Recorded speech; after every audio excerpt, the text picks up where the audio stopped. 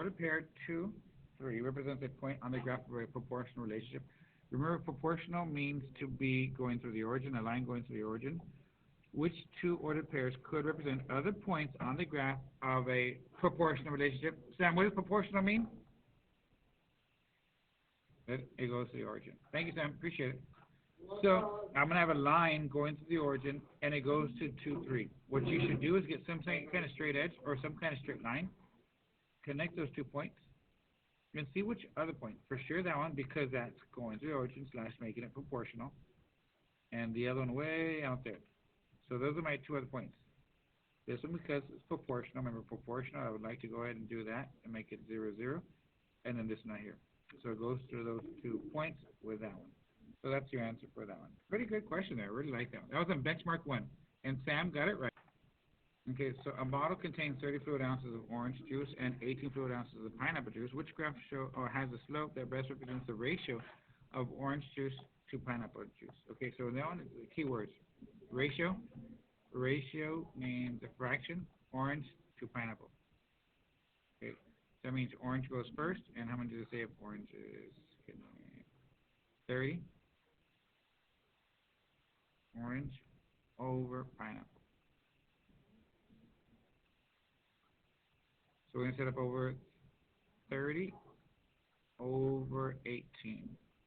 On the calculator, just go 30 over 18. If you divide that one, it's going to go ahead and give you a nice reduced or simplified fraction. 30 over 18, or simplified version. 5/3. So when we come back over here, we're looking for that one really 5/3. Remember, that's 5 oranges, 3 pineapples. So go to 5 oranges. 5 oranges is, okay, so we're going to go to pineapples. 3, which is here, and we should go up to 5. 3, oh, I think that's our answer. I really think that was it. So we're going to go to 3, 5, okay? Let's see these 2 over here. Go to 3, up to 5, that's not there. Go to 3, up to 5. Well, that's way above, so that one's definitely out. And then go 3, and I think that's probably a 4-ish, pretty close, but it's too low. So final answer, like I thought,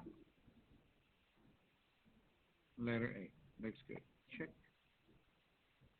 So this here, Leonore pays a total of $16.50 for every 6 shirts she has dry cleaned. Which graph models a relationship with the same unit rate? So again, going 6 shirts to $16.50. 6 shirts. And Sam says it's A. Let's check 6 shirts, 16. Oh yeah, that looks pretty good.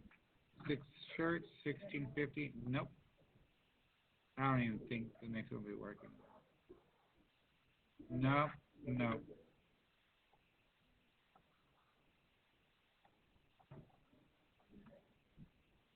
A bookshelf contains 15 books that each have the same width.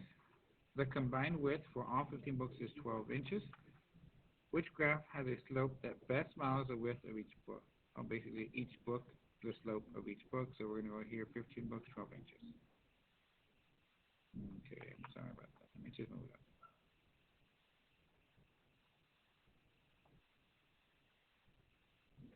15 books, and it's going to give you, what, 12 inches? Okay, so each book is roughly bigger than an inch, right? So we're going to come out here and look at the words here. Total width, number of books. So what I like to do is look at that, and it gives me an idea. Change in Y over change in X. And I'm going to come out here and look, which is my X? The books. The books is going to be X, so that one goes on the bottom, so 15 on the bottom. And we're going to go 12 on top. Now, on the calculator, I always like to do these on the calculator because it simplifies it for you. So we're going to go back to the calculator, and I'm going to go 12 over 15.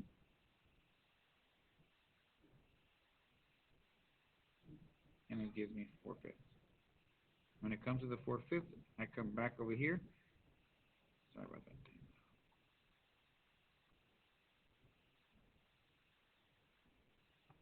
So now I have 4/5. Remember, the top is going to be my y's, and my y-axis is going to be the width. So my y's are going to be 4 inches for 5 the books. Okay. When we're at books, we'll go to 5 and go up to 4 inches. Now,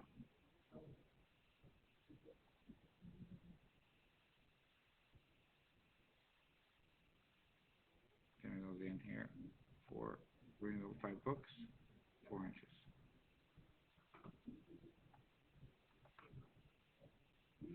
5 books, 4 inches, that's my answer right there. 5 books, not 4 inches.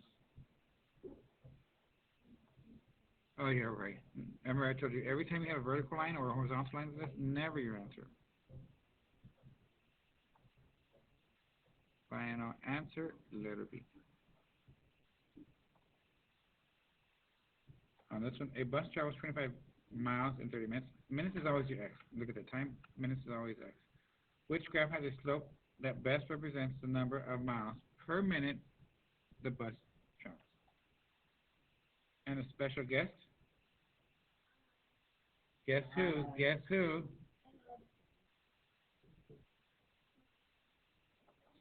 So we're going to set this one up. Again, remember, right guys, we'll see how. So I'm going to always set it up as changing y over changing x. Same slope, right? Per minute, that's the slope. So we're going to come out here, miles is going to be your y's, minutes is going to be your x. And we're going to go 25 over 30. When I do this, guys, I always just calculate it in my mind. Just go to calculator, it goes and simplifies it for you, and just look at those two numbers. It's going to be 25 divided by 30 over 25 divided by 30, 5 over 6. So when I come back over here, remember that's going to be 5 over 6. When I go 5 over 6, remember the miles, that's going to be miles, that's going to be my y's, minutes, that's going to be my x, which is my x down here, which is going to be my change in y over change in x. So I'm going to go to 6 and 5 up.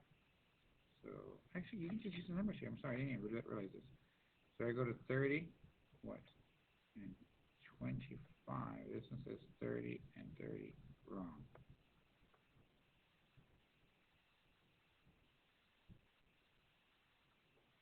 I'm going to go to time has to be 30 and up 25. No, it should be about right here, so no. 30 and up 25. I think this is my answer. Change. Let's come back over here. So it looks like you have to be able to go and simplify. And we'll go ahead and find the numbers they also give you. So 30 and 25, no.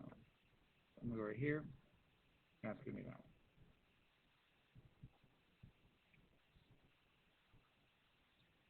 So I don't even know how to tell you to do these. There's so many different ways. The star people set them up.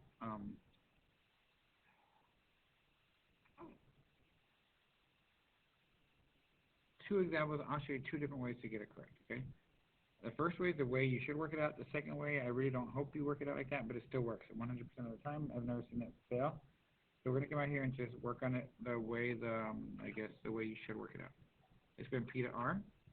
So we're going to come out here and go from P to R, this part here. We're going to have to go with P, and P has some coordinates, guys. What's the coordinates of P? And then what's the coordinates of R? Since this is point 1, I want to label this as x1 and y1. This will be x2 and y2. So we're going to go P, which is at a -7, 7, -7, 7. And then we're going to have R at a -4 and 3, -4 and 3. And okay, which proportion can be used to show the slope? Remember, for the equation slope, you can go with your reference material. It can be known as, I guess I'll do it right here. Y2 minus y1 over x2 minus x1. And since this is going to be y2, we get it from point 2, which is going to be 3, minus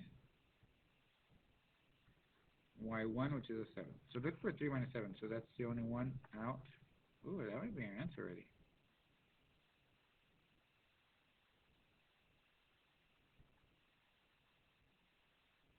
So again, remember we had 3 minus 7, so that's the only one with it. Out, out, out. Final answer A.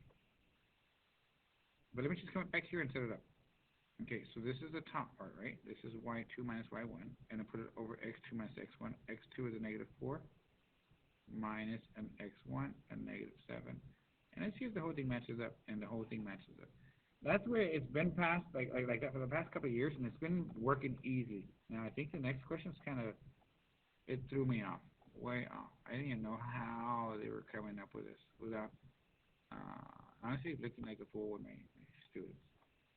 So this is like set up in the calculator and then just start doing it. Because to explain the way they answered this one or the way they did this in the STAR test, I just did not agree with it. I really did not. I'll tell you, for this one, just set it up, and you have to have two equal fractions. It's a lot of work. It really is a lot of work.